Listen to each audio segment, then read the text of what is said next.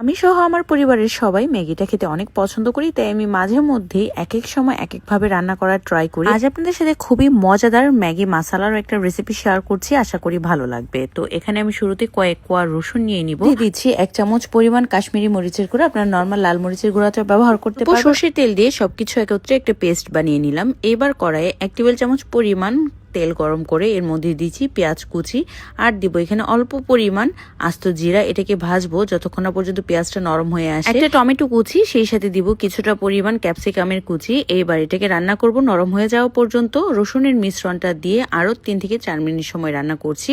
মশলাটা যখন কষানো হয়ে যাবে, এখানে দিচ্ছি অল্প পরিমাণ লবণ, 2 প্যাকেট ম্যাগি দিয়ে দিব। আরও ভাজবো 2 মিনিটের মতন। উপরে যে ম্যাগির মশলাটা আছে সেটা দিয়ে দিচ্ছি, আর দেবো এখানে প্রায় 1.5 কাপের মতো পানি।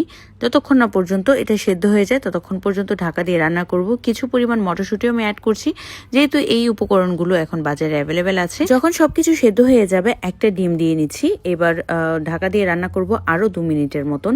ডিম যখন শক্ত হয়ে যাবে উপরের অংশটা, তখন কিন্তু মজাদার এই ম্যাগি মশলা একেবারেই রেডি। গরম গরম খেয়ে দেখুন, খুবই ভালো লাগবে। অনেকভাবেই তো খেয়ে দেখেছেন, এভাবে ট্রাই করে দেখতে পারেন। আর রেসিপিটা ভালো লাগলে শেয়ার করতে ভুলবেন না।